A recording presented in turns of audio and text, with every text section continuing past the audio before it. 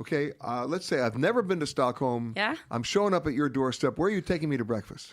I would take you to... I would start at south of Stockholm, called Södermalm. It's a really cute place called Nytorget. They have a lot of restaurants, bars, cafes in that area. It's very hip, chic, and it's a lot of movement. There's a place called Urban Deli. It's a mix of a restaurant, bar. They have a deli. You can buy food there during nighttime. They close at 1 o'clock. They have a really good breakfast buffet. What am I ordering for breakfast? Well, you should go for the buffet because there is a variety of lots of food. So you can pick whatever you wish. I'm not a very fan of buffets because you always overeat. But By the way, this is radio and you weigh 2 pounds. We hate you. Yes.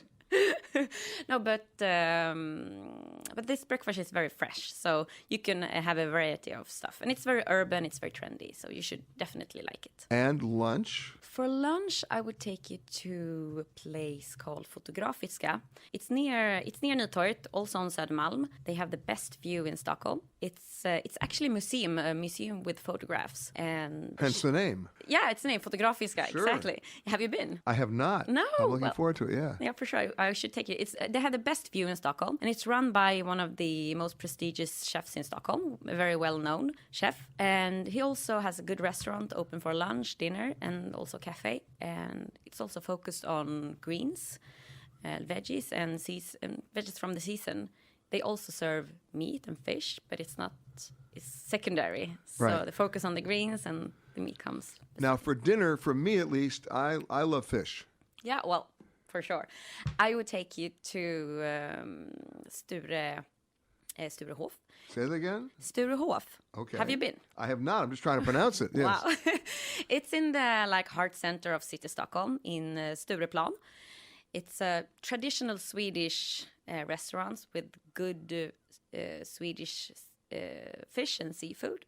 They have meatballs as well, but their mains are... By the way, we gotten 4 minutes and 40 seconds into this interview when we first heard the words Swedish meatballs.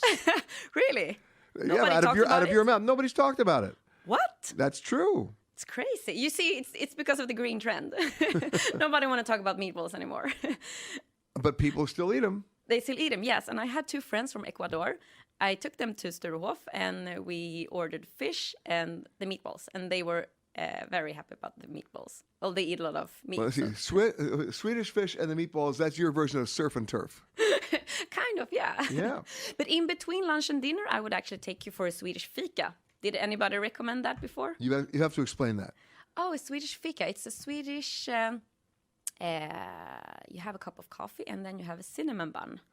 Oh, the cinnamon buns I have discovered. Okay, good. Okay. You can't keep them away from me and vice versa. Well, I see them over here, so. They're actually about 3 feet away from me right now. I'm in trouble. Okay.